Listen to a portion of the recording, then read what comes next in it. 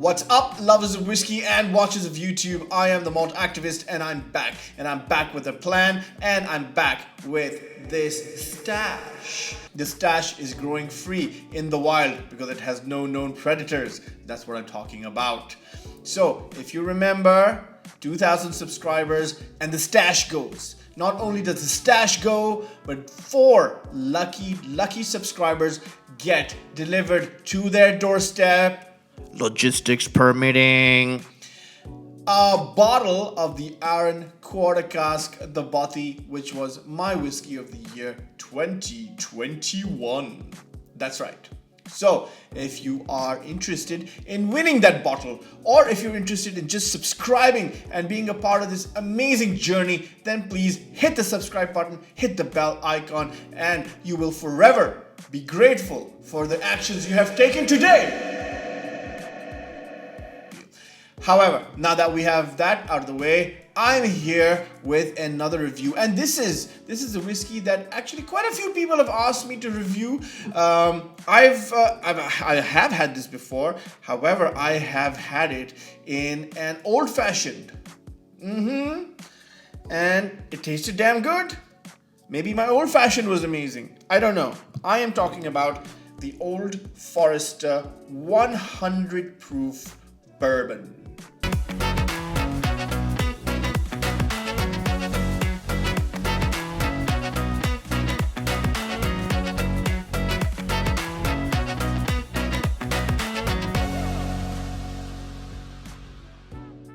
Now, to be honest, I did get a random comment on one of the videos that said, "Hey man, don't bother reviewing the Old Forester, at least if it's just a 100 proof one, because it's nah."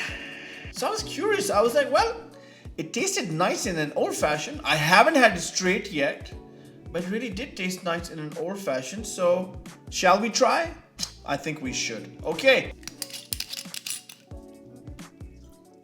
There you go. That's what it looks like.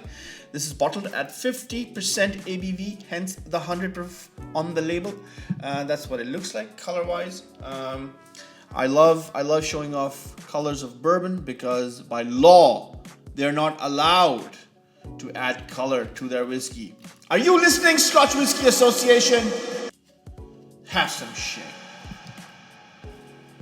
Stop the bastardization and colorization of honest whiskeys.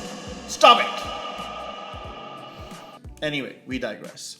So here we have it. We have this Old Forester. It's called 100 proof because it's bottled at 50%. And one of the first things I realized when I went on their website was it said the bartender's favorite, which kind of threw me off because I was like, why would you call it a bartender's favorite? And then I realized, oh, because it's just they're positioning it for making cocktails. Now, that kind of raises alarm bells because you're thinking, well, if they're just producing this and positioning it, as a cocktail whiskey, then they're probably not giving it at 100% for people who want to drink it straight. That means it's going to be bastardized and embellished with bitters and sweeteners and ice and I don't know, God knows what, which would mask the true identity and quality of this whiskey, in my opinion. So that was a flag. That was a flag, and I said, "Whoa, that's not a good thing," because you don't want to position your quality whiskey as a favorite of the bartenders, because we know what that means. At least the learned and the weathered and the wizened among us know what that means. However, we have here in our glass, there you go. Smells decent. It's not out of the park amazing, but it smells quite decent. Very banana, lots of banana, spicy cherries, cinnamon, hot caramel, chocolate fudge brownie, like a sticky toffee pudding. Red fruits, that red fruit. Ooh. Very prominent burnt brown sugar, quite leathery, and overall quite oaky. However, there is an overriding astringency on this, which is like a very sharp varnish or a wood polish that I am not particularly a fan of. Smells all right. Smells okay. I'm not overwhelmed by the smell. Normally, when I dig my nose into a good quality bourbon, boom, the flavors come in, smack you in the face, and all of the above. But this one is not doing that. Very wishy-washy. Very wishy-washy aromas on the nose.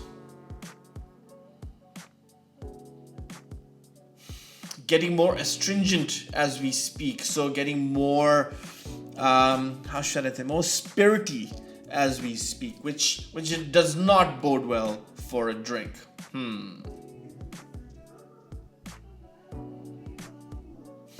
The nose has certainly deteriorated even in the last like 2-3 minutes that we've been nosing this. Is it absolutely horrible? No. Is it magnificent? Far from it. Is it average? Barely. Cherry colas. Well, okay, rather underwhelming nose if you ask me. And now there's nothing left for me to do but dance. Cheers.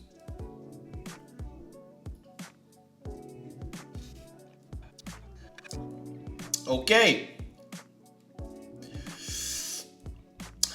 Quite an underwhelming mouthfeel.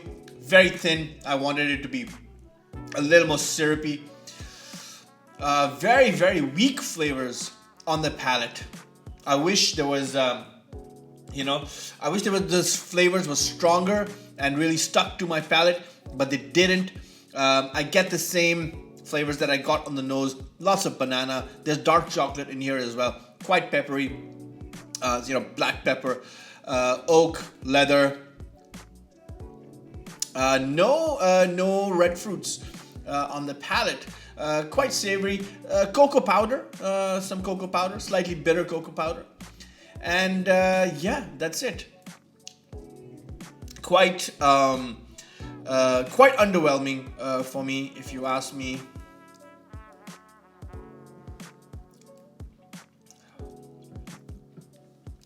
And that astringency is quite apparent and quite obvious on the palate also. So, wow, what do I think? I think this is just an okay whiskey. Meh. And if I was to grade it like a strict alcoholic school teacher, I would give it a C, maybe even a C minus or a C or a C minus. Just under average. What are you gonna do? I tried it. However, I think the redeeming quality on this whiskey is the fact that it's quite cheap. I think it's around $35, $35, something like that. So I think for the money, it's not bad.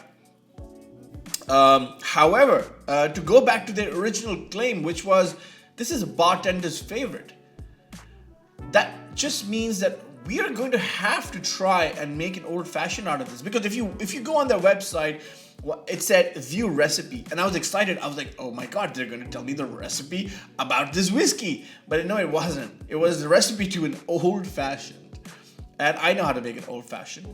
So I think maybe the best test for this whiskey would be to try and make an old fashioned out of this and see how good that old fashioned tastes. I mean, I've done it before and it actually tastes quite nice, and that's probably because I know how to make old fashions, and I really like old fashions, and I use quality ingredients for old fashions.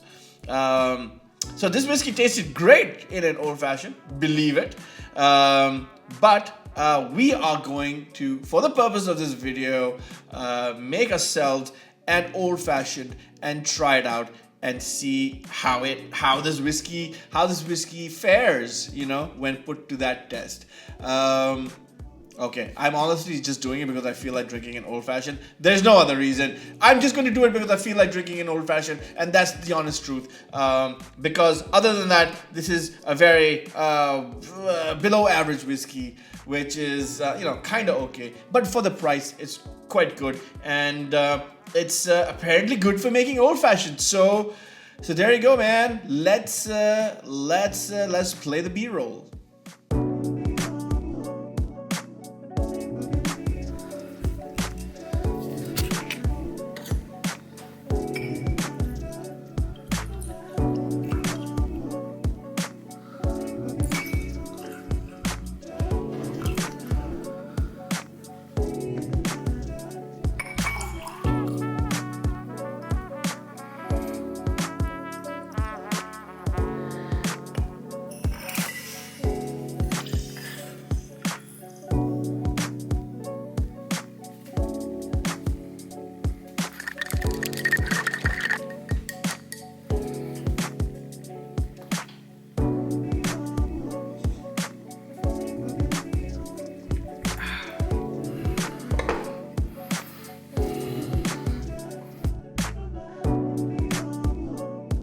And there you have it. How was that? I hope you enjoyed this whiskey review and the making of that old fashioned. Thank you so much for being here. The year is ending, and I want to try and churn out as many videos I can before the year end. Please do not forget about the subscriber giveaway. Come on, guys. Please don't forget.